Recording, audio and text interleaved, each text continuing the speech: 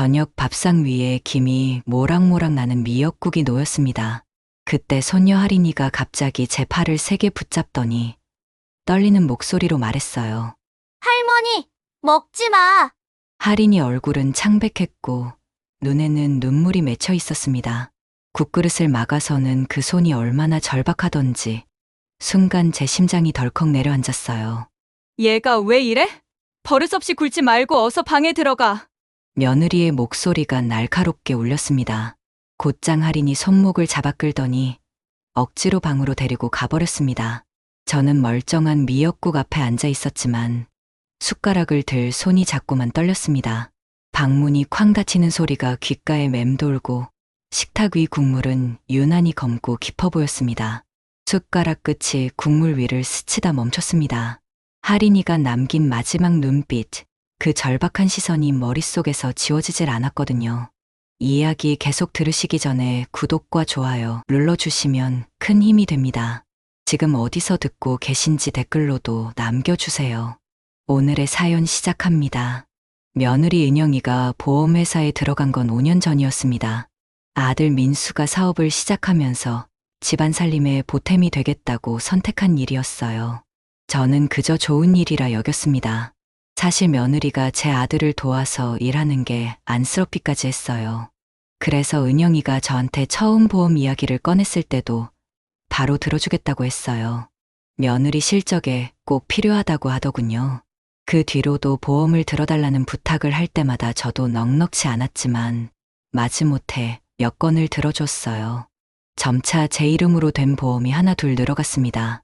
큰 돈은 아니었기에 아들 내외를 돕는 셈 치자했고 그것만으로도 며느리와 같이 사는 게 덜 눈치가 보이더군요.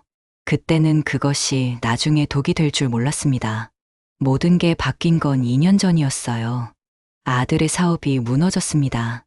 거래처들이 연달아 쓰러지고 밀린 어음 때문에 하루에도 수십 번씩 빚독촉 전화가 걸려왔어요. 거실 전화벨은 하루 종일 울려댔습니다. 소화기를 들 때마다 욕설과 협박이 쏟아졌어요. 집 안공기는 돌덩이처럼 무겁게 가라앉았고 밥상 앞에 앉아 있어도 음식 맛이 느껴지지 않았습니다. 그 무련 며느리의 태도도 눈에 띄게 달라졌어요. 하루는 은영이가 서류를 들고 와서 인감도장을 빌려달라고 했어요. 보험 관련 일이라고 하더군요. 그때도 조금 이상하긴 했어요. 그 전에 보험을 들어줄 때는 은영이가 보험 서류를 가져와서 설명도 해주고 제가 직접 도장을 찍었었거든요. 그런데 이번엔 무턱대고 보험 하나 추가하자면서 인감도장을 달라고 하더군요. 썩 내키지는 않았지만 아들이 생각났어요.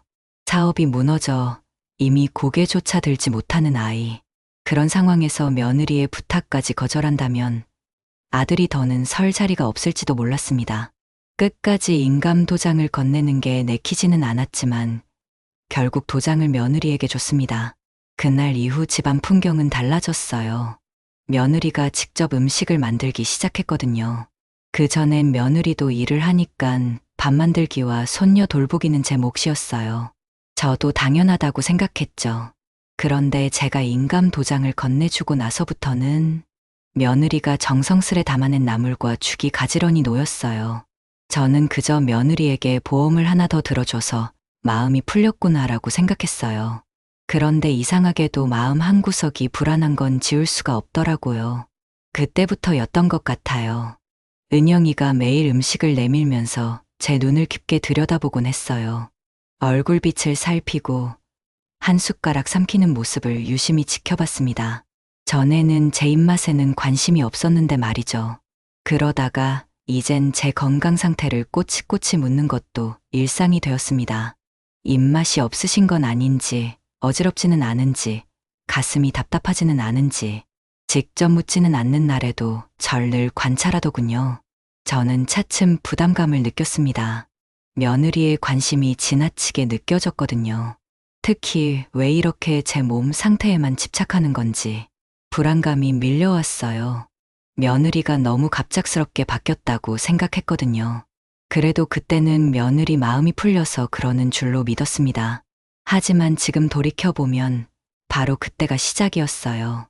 며느리가 차려준 음식 맛이 가끔 이상했거든요. 처음엔 대수롭지 않게 생각했어요. 그날도 평소처럼 며느리가 차려준 밥상에 앉았습니다. 국에서 김이 모락모락 올랐고 저는 숟가락을 들어 국을 한 입 떴어요.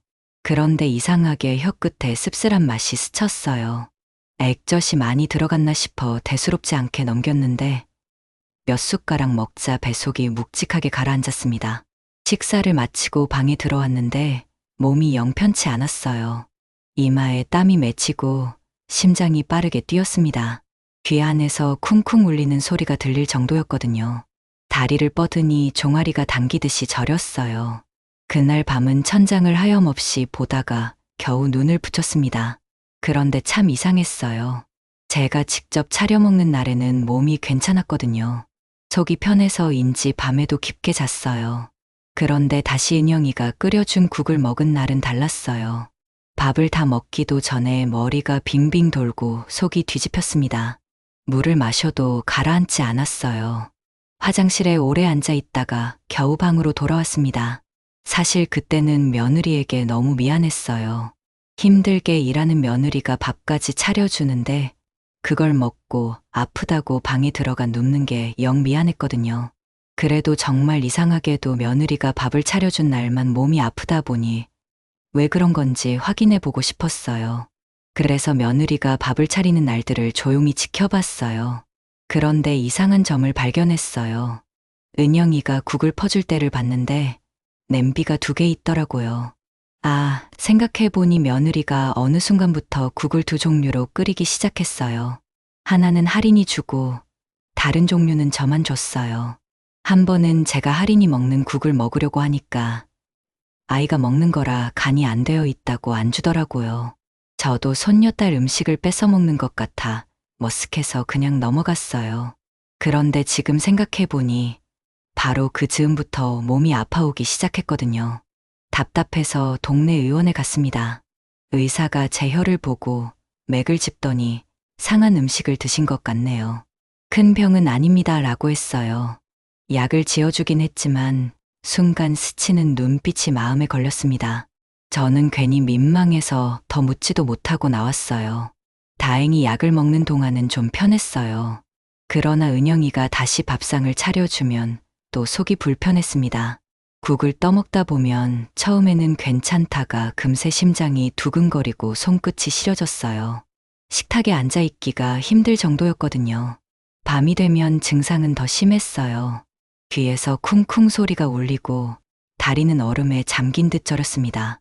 몸은 더웠다 추웠다를 반복했어요. 담요를 덮었다 벗었다 하면서 뜬 눈으로 새벽을 맞았습니다.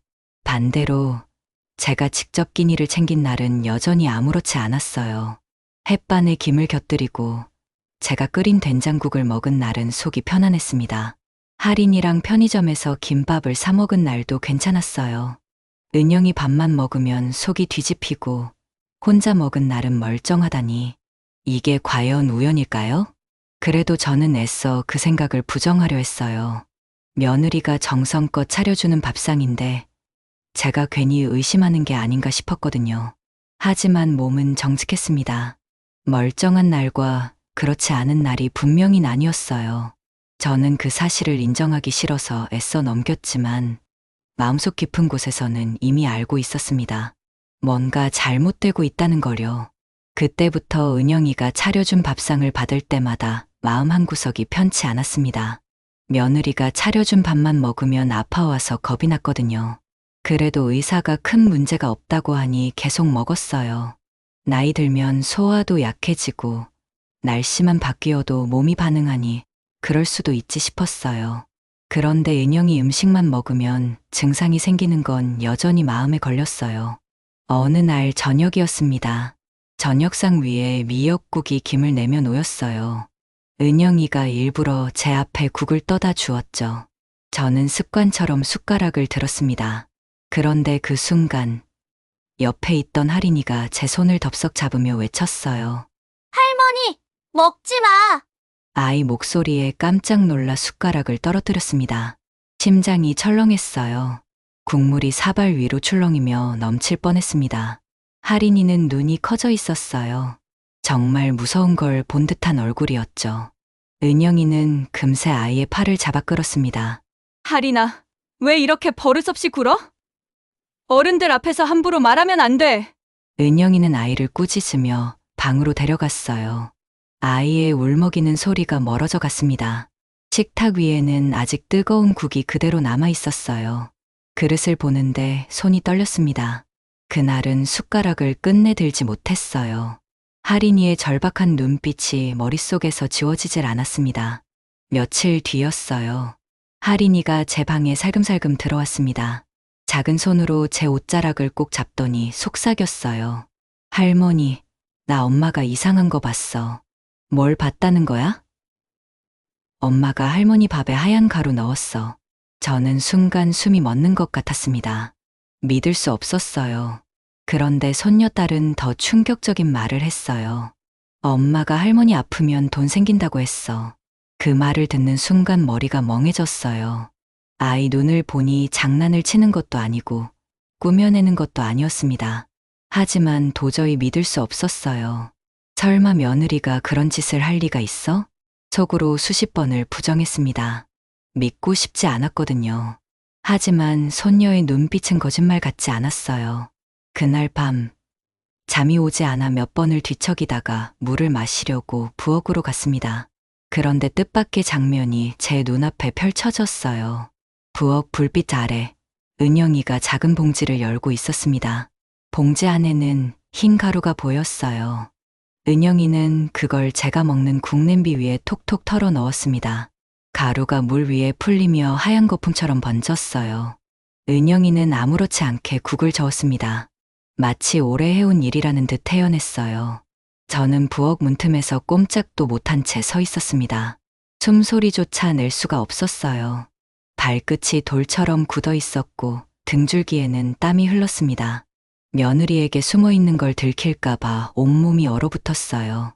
잠시 후 은영이는 뚝배기를 식탁 위에 올려놓고 부엌을 떠났습니다. 저는 그제야 힘이 풀려 벽을 짚으며 방으로 돌아왔어요. 하린이의 목소리가 귀에 다시 울렸습니다. 할머니, 먹지 마. 그 한마디가 가슴을 파고들었어요. 며칠을 망설이다가 결국 다시 병원으로 갔습니다. 혼자만 속으로 끙끙 앓고 있을 일이 아니라고 생각했거든요. 전날 은영이가 끓여둔 국을 조금 떠서 밀폐용기에 담아왔어요. 그릇을 씻는 척하면서 몰래 챙긴 거였죠. 손이 떨렸지만 이걸 가져가야 뭔가 확실해질 것 같았습니다. 의사 앞에 통을 꺼내놓으니 의사가 한동안 말이 없었어요. 이상했습니다. 뚜껑을 살짝 열더니 금세 닫고는 장갑을 꼈어요. 그 모습만으로도 마음이 철렁 내려앉았습니다. 어르신, 드시는 음식을 검사해 보내보겠습니다. 며칠 걸리긴 하지만 그냥 넘어갈 일은 아닙니다. 의사의 얼굴이 굳어 있는 걸 보니 가슴이 더 조여왔어요. 불안했습니다. 검사 결과를 기다리는 동안 손끝이 시려웠어요. 이틀 뒤 병원에서 다시 불러서 갔습니다. 의사가 말을 돌리려 했지만 눈빛만 봐도 알 수 있었어요. 제가 재촉하자 그때서야 입을 열었습니다. 이건 음식으로 보면 안 되는 게 나왔습니다. 병원에서 해결할 수 있는 문제는 아닙니다.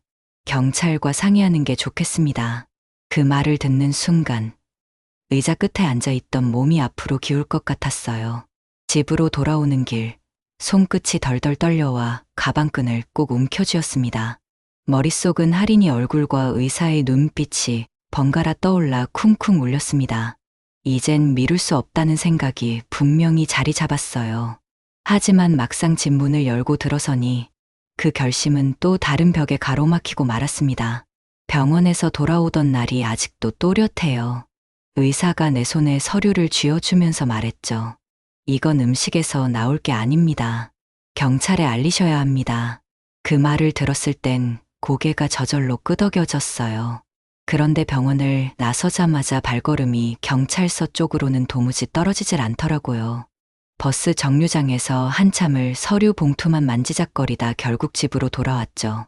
문을 열고 들어가니 발바닥이 바닥에 붙은 것처럼 무거웠어요. 의자에 앉아 있는데 한숨이 절로 나왔습니다. 그 한숨이 방안 공기를 흔들다가 금세 가라앉더군요. 그제야 온갖 생각이 밀려왔어요. 가장 먼저 떠오른 건 아들 얼굴이었죠. 사업 기울고 나서는 고개도 못 들고 다니는 애인데 그 집 며느리까지 경찰서에 들락거린다 하면 동네 사람들 입이 가만히 있을 리가 없잖아요. 또 할인이가 걱정이 됐어요. 제가 괜히 호들갑 떨었다가 며느리 성질을 더 자극하면 그 화살이 어디로 갈까 생각하니 제일 먼저 떠오르는 게 애였거든요. 게다가 나이 먹은 제가 경찰서 가서 며느리가 내 밥에 이상한 걸 넣는다 하면 누가 고지곳대로 믿어주겠어요. 나이 드셔서 예민해지셨네 한마디면 끝이죠. 그 생각이 자꾸 발목을 잡았어요. 그래서 결심을 바꿨습니다. 며칠만 더 모른 척하자. 그동안 더 확실한 증거를 손에 쥐자. 빈손으로 나섰다가 되려 망신만 당할 수도 있으니까요. 다음 날 밥상 앞에 앉는 게 제일 큰 고비였어요. 은영이는 아무렇지 않게 국을 내왔죠. 어머니, 오늘은 속 좀 어떠세요? 말투는 살갑게 들렸지만 그 눈길이 내 입술만 쳐다보는 것 같아 등줄기가 서늘해지더라고요. 숟가락을 들었지만 입까진 올리지 못했어요. 국을 한번 저은 뒤 물잔을 가지러 간다 핑계 대고 자리에서 일어났죠. 싱크대 앞에서 물을 틀어놓고 그 사이에 국을 조금씩 흘려버렸어요. 철렁거리는 물소리가 그날따라 크게 울렸죠. 어머니, 오늘은 다 드셨어요? 등 뒤에서 은영이 목소리가 들리자 심장이 바닥으로 곤두박질 쳤어요. 돌아서며 애써 웃었죠. 아니, 입이 깔깔해서 반쯤만 먹었어. 요즘은 뭐든 잘 안 넘어가네. 말은 그렇게 했는데 손등은 이미 땀에 젖어 있더라고요. 행여 이마에 땀난 게 며느리한테 걸릴까봐 얼마나 조마조마했는지 몰라요. 그날 밤은 물을 얼마나 마셨는지 기억도 안 나요. 목이 바싹 말라서 계속 컵을 채워야 했어요. 누워도 귀 안쪽에서 쿵쿵 울리는 소리가 들려왔죠. 시계 초침이 벽을 타고 도는 소리마저 거슬려서 몇 번을 일어났다 누웠다를 반복했는지 몰라요. 그 다음 날은 할인이가 곁을 지켰어요. 식탁에 앉자마자 제 소매 끝을 꼭 붙잡더라고요. 내가 숟가락을 들자 아이 손바닥이 살며시 내려와 막았어요. 고개를 들어 아이 눈을 보니 겁먹은 눈동자가 흔들렸죠. 아이는 말이 없었지만 그 침묵이 오히려 더 크게 다가왔어요. 그날은 할인이가 국그릇을 자기 쪽으로 당기더니 살짝 비스듬히 밀었어요. 사발이 덜컥하며 기울어지더니 국물이 식탁 모서리를 타고 바닥으로 흘렀죠. 김이 순식간에 사라졌어요. 뭐 하는 거야? 은영이가 달려와 아이 손목을 거칠게 잡았어요. 사람 밥 먹는 데서 장난치지 말라고 했지. 할인이는 방으로 끌려가며 뒤돌아봤죠. 말은 못했지만 눈이 말하고 있었어요. 할머니, 먹지 마. 문 닫히는 소리가 몇 번 울리고 그 진동이 내 몸에도 그대로 전해졌어요. 나는 젓가락을 쥔 채 그대로 굳어 있었죠. 바닥에 번져가는 국물 자국이 천천히 넓어지는 걸 보면서 이해가 아니었으면 나는 오늘로 끝났을지도 모른다는 생각이 들었어요. 작은 손 하나가 내 숨을 붙잡고 있었던 거죠. 며칠 뒤 부엌에서 설거지를 도우려다 싱크대 밑에 끼어있는 서류 봉투 하나를 봤어요. 눈에 익은 봉투였죠. 며칠 전 은영이가 들고 다니던 것과 똑같았거든요. 호기심에 펼쳐본 순간 손가락이 굳어버렸어요. 굵은 글씨가 눈에 들어왔죠. 사망보험. 그 말이 눈을 찔러왔어요. 며느리에 대한 믿음이 순식간에 무너져 내렸거든요. 목이 콱 막히고 숨이 턱 걸렸어요. 손이 떨리는 걸 참고 서류를 자세히 봤어요. 보험 금액을 안에 적힌 숫자가 눈에 들어왔죠. 5억 원. 내 목숨값이 5억 원이었던 거예요. 가입일자를 보니 6개월 전이었어요. 하필 그 무렵부터 은영이가 갑자기 살갑게 굴기 시작했었죠. 이제야 모든 게 맞아떨어졌어요. 계약자란에는 김은영이라고 적혀 있었고 피보험자는 정영숙, 바로 제 이름이었어요. 수익자란에는 배우자 및 직계가족이라고 되어 있었죠. 서류를 넘기는 손이 자꾸 떨렸어요.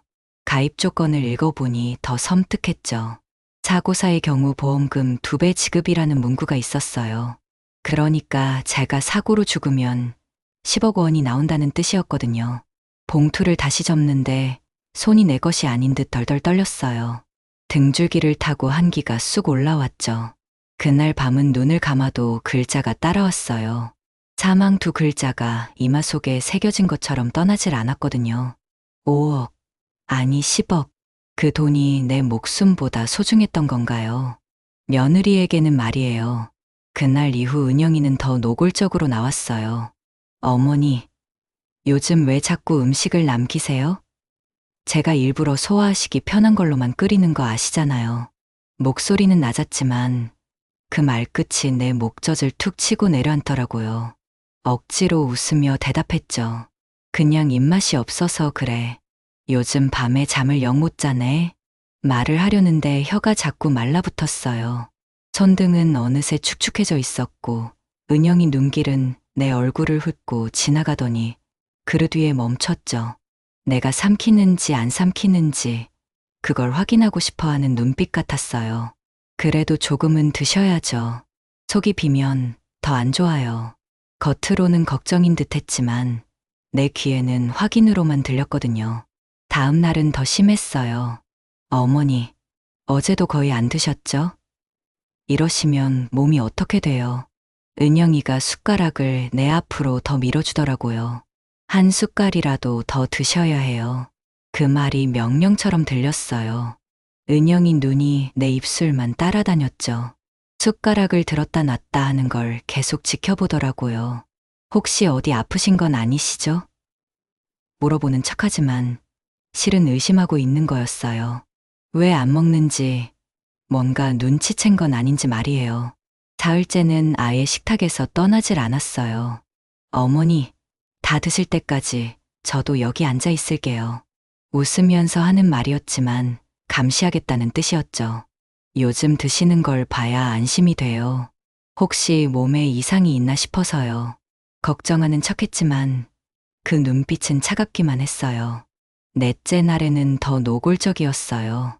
어머니, 정말 이상해요. 예전엔 잘 드셨는데 요즘은 왜 이러세요? 목소리에 날이 서 있었죠. 혹시 제 음식이 입에 안 맞나요? 그렇게 물어보지만 정작 원하는 답은 따로 있는 듯 했어요. 계속 제 반응을 살피더라고요. 뭔가 들켰나 하는 불안감이 은영이 얼굴에도 스쳐 지나갔어요. 아니면 또 할인이가 이상한 말을 하던가요? 그 말을 할 때 은영이 목소리가 살짝 떨렸어요. 제가 뭔가 알고 있는 건 아닌지 떠보는 거였죠. 그날 밤, 방 안에 혼자 앉아 봉투를 다시 꺼냈어요. 서류에 적힌 글자들이 또박또박 눈에 들어왔죠. 수익자는 배우자 및 직계가족. 그 줄에서 손이 멈췄어요. 내가 모르는 사이 내 목숨값이 어디에선가 흥정되고 있었던 거죠. 숨이 막혀 창문을 조금 열었어요. 밤바람이 이마를 스쳐갔는데 머릿속 열기는 식질 않았어요. 종이를 접어 서랍 깊숙이 넣고 손잡이를 닫을 때 그 소리가 마치 내 심장을 잠그는 소리 같았어요. 며칠 동안은 더 조심했어요. 국을 버릴 땐 물을 미리 틀어놓고 냄비를 씻는 척 그 사이에 조금씩 흘려보냈죠. 화분에도 숟가락으로 살짝 흘려서 흙에 섞어버렸어요. 2번은 무사했는데 3번째 날엔 싱크대에 국을 버리다가 옷이 조금 젖었어요. 그때 또 등 뒤에서 목소리가 들렸죠. 어머니, 오늘은 정말 다 드셨어요? 나는 그릇을 씻는 척하며 고개만 끄덕였어요. 절반은 먹었지. 목소리가 내 것 같지 않았죠. 속에서는 심장 소리가 계속 쿵쿵쿵 울렸어요. 그날 밤도 오래 깨어 있었어요. 누웠다가 일어나 앉기를 몇 번이나 반복했죠. 시계 초침이 벽을 돌아다니는 소리가 더 크게 들렸어요. 그러다 결정적인 위기가 찾아왔어요. 저녁에 은영이가 국을 끓이며 자꾸만 나를 살피더라고요. 냄비 뚜껑이 덜컹거릴 때마다 심장이 그 소리를 따라 뛰었죠. 식탁에 마주 앉자 은영이가 내 앞에 의자를 더 가까이 당겼어요. 숟가락을 직접 들어 국을 한술 떴죠. 김이 뽀얗게 올라오는데 그게 내 숨기를 막는 연기 같았어요. 어머니, 오늘은 제가 드릴게요. 이건 꼭 드셔야 돼요. 웃으며 말하는 듯 했지만 눈은 전혀 웃고 있지 않더군요. 며느리가 든 숟가락 끝만 눈에 들어왔죠. 몸이 돌처럼 굳었고 입은 열리지 않았어요.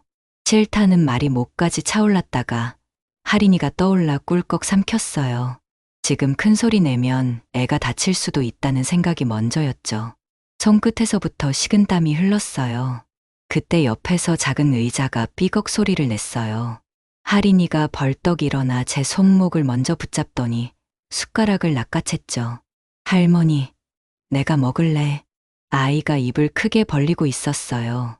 그 순간 은영이 얼굴이 하얗게 굳더니 금세 불이 올랐죠. 그게 무슨 버릇이야. 아이는 손목이 잡힌 채 방으로 끌려갔어요. 문이 쾅 닫히고 식탁 위 그릇들이 가늘게 떨렸어요. 하마터면 죽을 뻔했다는 생각에 젓가락을 놓쳤어요. 그날 밤 전등을 꺼도 눕지를 못했어요. 왜 아무것도 못했냐고 물으면 할 말은 많아요. 집안 체면도 있고 애 걱정도 있고 나이 먹은 사람의 말발도 약하죠. 하지만 정말 솔직히 말하면 겁이 났어요. 집에서 나가라 하면 갈 데가 없을 것 같았고 동네에서 내가 어떻게 보일지 걱정됐어요. 무엇보다 할인이 얼굴을 다시는 못 볼까 두려웠죠. 하지만 오늘 같은 밤이 한 번만 더 오면 나는 버티지 못하겠다고 생각했어요. 그릇 하나, 숟가락 하나가 내 목숨을 쥐락펴락하는 집. 이제는 안 되겠다 싶었어요. 새벽녘에 마음을 붙잡았어요. 내일은 병원에 들러 검사 결과를 정식 서류로 받아달라 하고 그 서류를 손에 쥔 채 경찰서로 가자. 머릿속에서 그 순서를 몇 번이고 되뇌었죠. 가방에 신분증이 있는지, 서류 넣을 자리는 있는지 하나하나 확인했어요. 아침이 밝았어요. 창문 틈으로 빛이 스며들고 부엌에서는 설거지 소리가 났죠. 나는 천천히 몸을 일으켰어요. 오늘은 숟가락을 들지 않기로 했거든요. 방문을 열자 은영이가 뒤돌아보며 웃더라고요. 어머니, 국 금방 돼요. 따뜻할 때 드세요. 그 말이 허공에 맴돌았어요. 식탁에 앉아 숟가락을 손에 쥐었다가 다시 내려놓았죠. 손 안에 차가운 감촉이 오래 남았어요. 은영아, 나는 잠깐 나갔다 올게. 내 목소리가 생각보다 단단하게 나왔어요. 은영이가 눈을 가늘게 뜨더니 물었죠. 어디를요? 아침은 드시고 가시지. 나는 천천히 일어섰어요. 의자 다리가 바닥을 긁는 소리가 길게 이어졌죠. 그 소리가 나를 밀어주더라고요. 현관에 서서 신발을 신었어요. 뒤에서 접시 부딪는 소리가 났죠. 손잡이를 쥔 손에 힘이 들어갔어요. 문을 여니 바깥 공기가 확 들어왔어요. 숨을 크게 들이마셨죠. 오늘은 숨을 죽이지 않기로 했으니까요. 현관을 나서며 뒤를 돌아봤어요. 식탁 위에서 김이 살짝 오르고 있었죠. 나는 그 숟가락을 두고 문을 닫았어요. 오늘은 살기 위해 내가 먼저 나가기로 했거든요. 병원에서 봉투를 받아 나오던 날 종이 몇 장을 들었을 뿐인데 팔이 늘어진 듯 무거웠어요. 의사가 마지막에 남긴 말이 귓속에서 계속 울렸죠. 이건 음식에서 나올 게 아닙니다. 경찰에 알리셔야 합니다. 짧은 말이었어요. 그런데 그 한 줄이 발목을 붙잡더라고요. 정류장에 서서 봉투 모서리를 엄지로 문지르다가 버스가 와도 한 박자 늦게 올라탔어요. 창문에 비친 제 얼굴은 눈 밑이 꺼져 있었어요. 입술이 말라 보였죠. 종이를 쥔 오른손이 자꾸 파르르 떨렸어요. 손가락 마디가 아려왔다가 풀어지기를 반복했습니다. 버스가 모퉁이를 돌 때마다 마음이 흔들렸어요. 경찰서 간판이 눈에 들어오자 가슴이 콩닥콩닥 뛰었죠. 한 번 더 마음을 다잡고 문 앞에 섰습니다. 경찰서의 차가운 바닥을 밟는 느낌이 또렷했어요. 안으로 들어가니 형광등 불빛이 고르게 깔려 있었어요. 책상마다 서류가 겹쳐 있었고 그 위에 이름표가 가지런히 놓여 있었죠. 사람들은 바쁘지도 한가하지도 않은 얼굴이었어요. 그 평평한 공기가 오히려 숨쉬게 해줬습니다. 제 호흡이 조금씩 고르게 맞춰지는 게 느껴졌어요. 안내받아 의자에 앉았어요.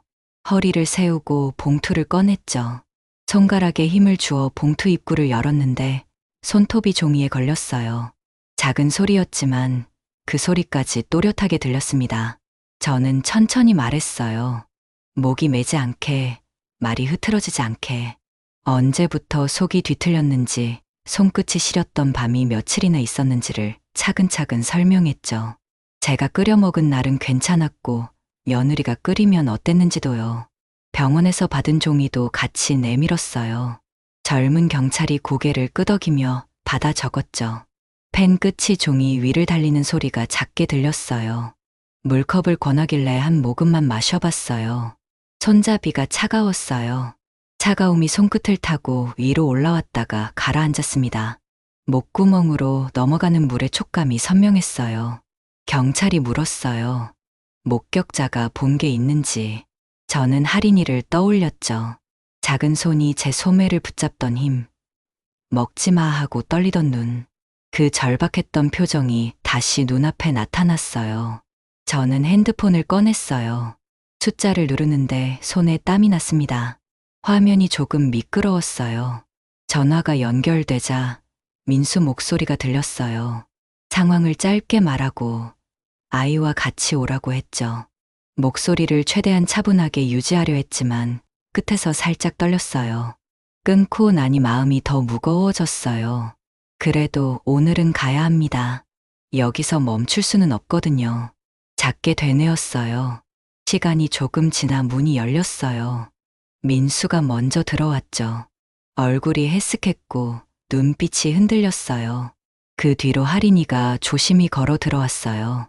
아이는 제 옆에 와서 서서히 앉았습니다. 작은 몸이 의자에 살며시 닿는 소리가 났어요. 무릎을 가지런히 모으고 손을 폭에 올렸어요. 경찰이 아이 눈높이에 맞춰 의자를 옆으로 끌었어요. 의자 다리가 바닥을 끄는 소리가 울렸죠. 말투를 낮추더니 천천히 물었어요. 저는 옆에서 숨을 죽였어요. 제 심장 소리가 귀에서 쿵쿵 울렸습니다. 아이 입술이 조금 떨렸어요. 한참을 그러더니 고개를 들었어요. 작은 목소리로 또박또박 말했죠. 엄마가 작은 봉지에서 하얀 가루를 꺼내 국에 털어 넣은 걸 봤다고. 밤이었다고. 2번 봤다고. 아이는 말을 마치고 제 손을 찾았어요. 작은 손바닥이 따뜻했습니다. 그 온기가 손등으로 퍼져 팔까지 올라왔어요. 저는 그 온기를 붙잡았습니다. 흔들리지 않으려고요. 민수가 갑자기 목소리를 높였어요. 그럴 리가 없다고. 은영이가 왜 그런 짓을 하겠냐고 소리쳤죠. 목소리가 갈라졌어요. 혹시 제가 예민해진 것 아니냐는 말까지 했어요. 아들이 계속 흥분된 말투로 말했죠. 저는 고개를 들지 않았어요. 아이를 먼저 봤습니다. 아이 손을 놓치지 않았어요. 민수는 말을 잇지 못했어요. 대신 제 앞에서 주먹을 쥐었다 폈다 했죠. 손가락 마디에서 뚝뚝 소리가 났어요. 젊은 경찰이 민수에게 서류를 보여줬어요. 병원 검사 결과였어요. 민수 눈이 종이를 따라 움직였습니다. 멈추고 다시 움직였어요. 눈동자가 빠르게 왔다 갔다 했죠. 그 애의 목이 말라 보였어요. 침을 삼키는 소리가 제 귀에까지 들어왔어요. 목구멍에서 꿀꺽하는 소리가 또렷했습니다. 민수는 서류를 내려놓지 못했어요. 손이 가늘게 떨렸어요. 종이 모서리가 흔들리는 게 보였죠. 저는 싱크대 밑에서 찾았던 봉투를 다시 꺼냈어요. 사망보험 서류였죠. 책상 위에 펼쳐놓는데 종이가 바스락거렸어요. 가입일자, 계약자 이름, 피보험자 이름, 수익자 칸. 검은 글씨들이 또박또박 적혀 있었어요. 저는 말하지 않아도 글자가 이미 말하고 있었거든요. 경찰이 숨을 고르더니 고개를 끄덕였어요. 절차를 설명했습니다. 오늘 집으로 가서 사실을 확인하겠다고 했어요. 필요하면 조치하겠다고 했죠. 저는 고개를 끄덕였어요. 더는 미루지 말자. 여기까지 왔으면 끝장을 봐야 해요. 우리 셋과 경찰 둘이 이동했어요. 차 창밖으로 동네 가게 간판들이 지나갔죠. 평소에는 익숙했던 풍경인데 오늘은 낯설게 느껴졌어요. 눈에 들어오지 않았어요. 집 가까워질수록 심장이 다시 빨라졌어요. 가슴 안에서 두근두근 소리가 커졌죠. 현관 앞에서 잠깐 숨을 고르고 문을 열었습니다. 문고리를 돌리는 손에 힘이 들어갔어요. 안은 평소처럼 정리돼 있었어요. 식탁 모서리에 접시 2개, 그 위로 햇빛이 비껴 앉아 있었죠. 주방에서는 국 끓는 소리가 났어요. 뚜껑이 덜컹거리는 익숙한 소리였습니다. 그런데 오늘은 다르게 들렸어요. 마치 마지막을 향해 가는 북소리 같았어요. 문소리를 듣고 며느리가 나왔습니다. 제 눈으로 본 며느리의 얼굴은 평소와 같았어요. 눈은 웃고 있지 않는 이상한 웃는 얼굴이었죠. 입꼬리가 올라가 있었어요. 하지만 눈동자는 바쁘게 움직였습니다.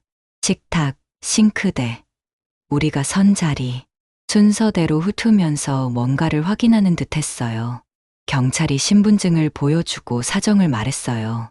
며느리는 물컵을 내오며 말했죠. 어머니 위가 약해서 몸에 좋은 걸 조금 넣었다고. 들깨가루나 청국장 가루 같은 거라고 했어요. 목소리는 평소처럼 부드러웠어요. 며느리의 핑계가 낯설지 않았어요. 하지만 오늘만은 그 말을 그대로 넘길 수 없었죠. 경찰이 사망보험 서류를 꺼내 펼쳐 보였어요. 가입 시기, 계약자 이름, 피보험자 이름. 종이가 펼쳐지는 소리가 방 안에 울렸어요. 며느리는 잠깐 입을 다물었어요. 얼굴에서 웃음이 사라졌죠. 그리고 바로 나를 세웠어요. 노후 대비를 위해 들었다고. 보험 일을 해봐서 알기 때문에 알맞게 골랐다고. 혹시 모를 일 대비였다고. 가족을 위해서였다고. 말이 빨라졌어요. 목소리는 차분했지만 숨소리가 조금 거칠어졌어요. 다른 사람들 앞에서 항상 그렇게 말하던 습관 그대로였어요. 하지만 눈빛은 흔들리고 있었어요. 민수가 그제야 입을 열었어요. 잔뜩 벌개진 얼굴이 보였습니다. 처음엔 며느리 편을 들었죠. 그럴 리가 없다고. 은영이는 그런 사람이 아니라고. 엄마가 요즘 예민해져서 그런 거라고까지 했어요. 아이가 옆에서 제 손을 잡고 있는 걸 보더니 민수 눈이 아이 얼굴로 갔어요. 손녀는 눈을 피하지 않았어요. 작은 입술이 굳게 다물려 있었죠. 그 작은 얼굴에 단단한 의지가 서려 있었어요. 민수는 자리에서 반쯤 일어나더니 다시 주저앉았어요. 의자가 삐걱 소리를 냈어요. 그러더니 며느리를 바라보며 떨리는 목소리로 물었어요. 정말 그런 거냐고. 음식에서 독이 나왔다는 게 정말이냐고. 목소리가 갈라졌어요. 은영이가 잠깐 당황하는 것 같았어요. 눈이 이리저리 움직였죠. 그건 아니라고. 오해가 있는 것 같다고 했어요. 하지만 이미 목소리가 떨고 있었어요. 민수가 더 큰 소리로 물었어요. 할인이가 봤다는 것도 오해냐고. 그때 은영이 얼굴이 확 변했어요. 웃음이 완전히 사라졌죠. 입술은 굳게 다물어졌어요. 며느리가 아들에게 말했어요. 당신이 사업 말아먹어서 이 집이 어떻게 됐는지 아느냐고 소리쳤어요. 목소리에 날이 섰어요. 지금까지 참고 있던 감정이 터져나오는 것 같았어요. 빚쟁이들이 매일 전화하고 아이 학비도 못 낼 판이라고 했어요. 민수가 벌떡 일어났어요. 의자가 뒤로 밀려나면서 바닥에 부딪혔어요. 그래서 우리 엄마를 죽이려고 했냐고 소리쳤어요. 은영이도 소리쳤어요. 죽이려고 한 게 아니라고. 그냥 조금씩만이라고 말하다가 말끝을 흐렸어요. 저는 그 모습을 보면서 가슴이 서늘해졌어요. 등줄기를 차가운 바람이 스쳐가는 것 같았어요. 아, 정말 계획했던 거였구나.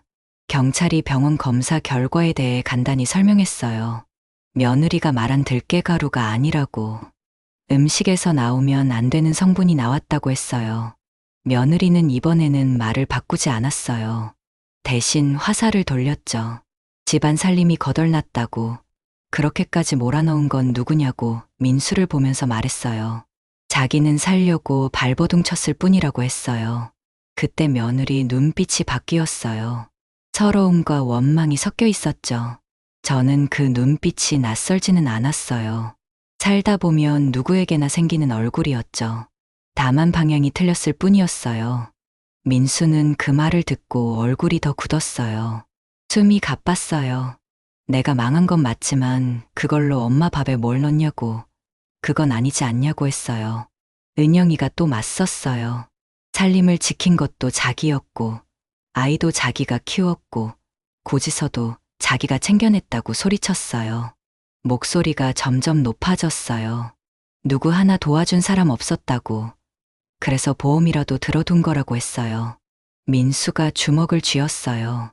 보험금 받으려고 우리 엄마를 죽이려고 했냐고 떨리는 목소리로 물었어요. 은영이가 소리쳤어요. 죽이려고 한 게 아니라고. 그냥 자연스럽게라고 중얼거렸어요. 민수 목소리가 떨렸어요. 독을 먹이는 게 자연스럽겠냐고 물었어요. 그 말에 은영이가 완전히 무너졌어요. 의자에 주저앉더니 머리를 감쌌죠. 어깨가 흔들렸어요. 자기도 어쩔 수 없었다고, 빚 때문에 미칠 것 같았다고 울면서 말했어요. 민수가 책상을 쳤어요. 탁 소리가 방 안에 울렸어요. 사망보험은 뭐냐고, 엄마가 죽어야 나오는 거 아니냐고 소리쳤어요. 저는 듣기만 했어요. 이 말들 뒤편에 제가 겪은 밤들이 차곡차곡 서 있었어요. 국물의 냄새, 손끝의 저림, 밤마다 번갈아 덮고 벗었던 담요, 의원에서 제 혀를 보던 의사의 눈, 며느리의 말보다 그때 그 장면들이 떠올랐어요. 은영이가 중얼거렸어요. 5억이라고. 5억 원이면 빚도 다 갚고 할인이 대학까지 보낼 수 있다고. 목소리가 점점 작아졌어요. 민수가 떨리는 목소리로 물었어요. 그래서 우리 엄마 목숨이 5억이냐고. 어머니가 얼마나 너희를 아꼈는데 하고 울먹였어요. 은영이가 고개를 들었어요. 눈이 빨갛게 부어 있었어요. 자기도 안다고. 하지만 어쩔 수 없었다고 했어요. 이 집이 망하고 있었다고. 그럼 같이 의논하면 되지 않냐고 민수가 소리쳤어요. 은영이가 비웃었어요. 의논이라고? 당신이 언제 집안일에 신경 썼냐고. 빚 독촉 전화 올 때 어디 있었냐고 따졌어요. 민수가 할 말을 잃었어요. 고개를 숙였죠. 저는 그 모습을 보면서 마음이 복잡했어요. 아들도 잘못이 있었지만 그렇다고 제 목숨을 담보로 해서는 안 되는 거였죠. 경찰이 조심스럽지만 단호하게 말했어요. 오늘은 같이 가야겠다고.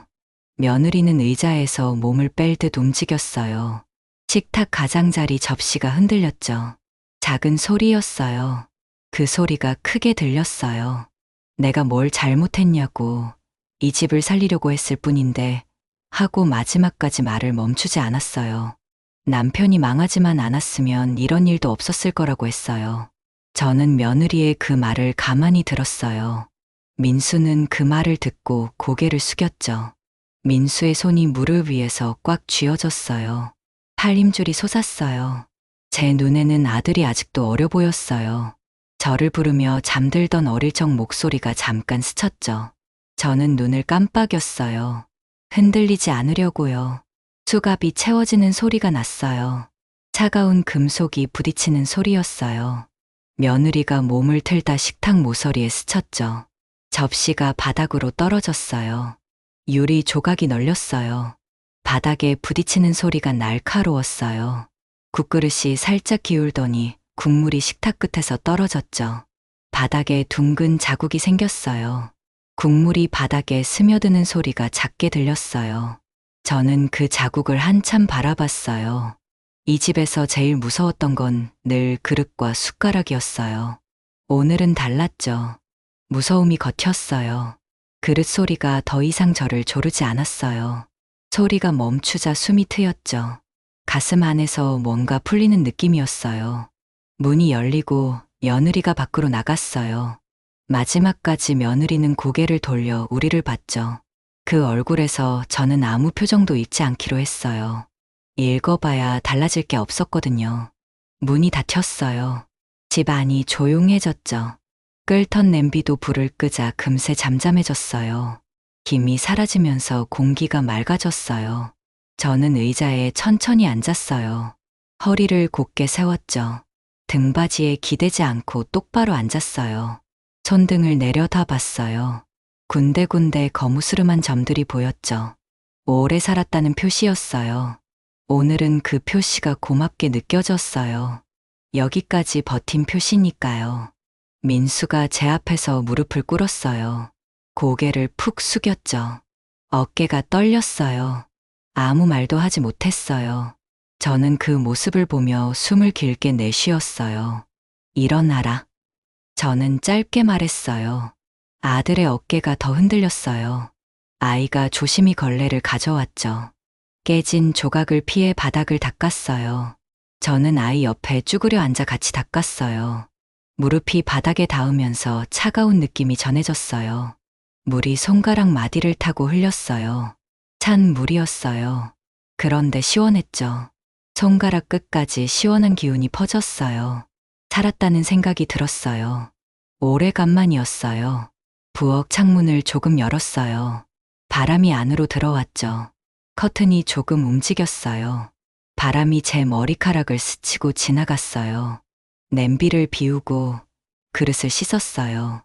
손에 남은 냄새를 비벼 지웠죠. 비누 거품이 손가락 사이로 미끄러졌어요. 물을 잠그자 조용해졌어요. 저는 싱크대에 손을 잠깐 올려두었어요. 맥이 뛰는 게 느껴졌어요. 빠르게 뛰다가 조금 느려졌죠. 고르게 맞춰졌어요. 몸이 제자리로 돌아오는 느낌이었어요. 경찰이 간단히 절차를 안내했어요. 연락을 기다리라고 했죠. 저는 고개를 끄덕였어요. 민수가 그 옆에서 계속 고개를 숙이고 있었어요. 제가 먼저 말을 꺼냈어요. 하리나, 오늘은 너가 좋아하는 라면 끓여 먹자. 아이 얼굴이 조금 풀렸어요. 고개를 끄덕였죠. 우리는 냄비에 물을 올렸어요. 물이 끓어오르는 소리가 부글부글 들렸어요.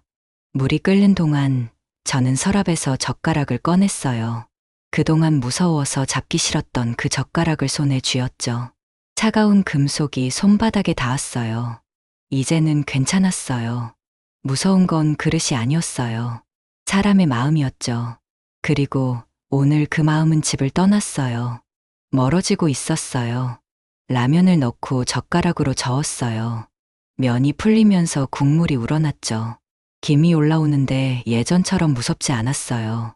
라면을 나눠 먹는 동안 말이 없었어요. 굳이 말을 채우지 않았죠. 국물 한 숟갈이 목을 타고 내려갔어요. 뜨거웠어요. 뜨거움이 좋았죠. 살아있는 느낌이 들었어요. 혀끝에서 느껴지는 짠맛, 목구멍을 타고 내려가는 따뜻함. 모든 게 생생했어요. 젓가락으로 면을 조금 집어 아이 그릇에 얹어줬어요. 아이는 고개를 숙여 먹었어요. 후루룩 소리를 내며 면을 빨아들였죠. 국물도 한 숟갈 떠먹었어요. 아이가 고개를 들었어요. 눈이 빨갛게 되었지만 이제 울지는 않았어요. 작은 얼굴에 안도감이 스며 있었어요. 저는 그 모습을 보며 마음을 다잡았어요. 오늘까지가 숨죽인 날들의 끝이에요. 내일은 다르게 살 거예요. 밥상 앞에서 두려워하지 않을 거예요. 아무것도 섞이지 않은 국을 먹고 잠이 들고 아침에 일어날 거예요. 어려운 일 같지만 결국 그게 전부예요. 오늘 문을 열었던 것처럼 내일 밥뚜껑을 열면 되는 거죠. 할 수 있어요. 저는 이미 문을 열었으니까요. 민수가 그릇을 씻었어요. 물 흐르는 소리가 길었죠. 찬물이 그릇에 부딪히는 소리, 수세미로 문지르는 소리가 평범하게 들렸어요. 저는 방으로 들어가 서랍을 열었어요. 의원 서류와 보험 서류를 다시 한번 확인했어요. 종이들이 바스락거렸죠. 비닐 파일에 차곡차곡 넣었어요. 가방에 넣고 지퍼를 끝까지 올렸어요. 지퍼가 끝까지 올라가는 소리가 또렷했어요. 손을 떼고 가방을 쓸어내렸죠. 가방은 가벼웠어요. 아까보다 훨씬 가벼웠어요. 마음도 그만큼 가벼워졌죠. 오늘 해야 할 일은 끝났어요. 남은 건 시간이 할 일이에요. 저도 제 할 일을 했거든요. 창밖이 조금 어두워졌어요. 노을이 지고 있었죠. 불을 켰어요. 방이 환해졌어요. 따뜻한 전등빛이 방 안을 부드럽게 감쌌어요. 저는 의자에 앉아 등을 기대지 않았어요. 등을 세웠어요. 오늘은 기대지 않고 앉아보기로 했거든요. 숨을 고르게 쉬었어요. 공기가 코를 통해 들어오고 나가는 게 느껴졌어요. 살았다. 짧은 말이 머릿속에서 또렷했어요. 길게 설명할 말이 아니었어요. 짧아서 좋았죠. 딱 제 마음 같았어요. 저는 그 말을 천천히 가슴에 새겼어요. 그리고 내일을 위해 조용히 숨을 고르며 앉아 있었어요. 하린이가 제 옆에 와서 작은 손을 제 무릎에 올렸어요. 따뜻한 손이었어요. 우리는 말없이 앉아 있었어요. 말이 필요 없었거든요. 이제 정말 안전해졌으니깐요. 민수가 그릇을 씻는 소리가 부엌에서 났습니다. 평범한 소리였는데 오늘은 그게 참 고마웠습니다. 의자에 앉아 숨을 고르는데 하린이가 제 옆에 와서 작은 손을 제 무릎 위에 올렸습니다. 따뜻한 손길이 가슴 깊이 스며들었죠. 그 순간 짧은 말이 떠올랐습니다. 살았다. 그걸로 충분했습니다. 할머니는 아직도 가끔 며느리가 감옥에 가게 되어 힘들어하는 아들을 보면 가끔 흔들린다고 하세요. 여러분 정영숙 할머니의 선택이 옳았을까요? 댓글로 많이 응원해주세요.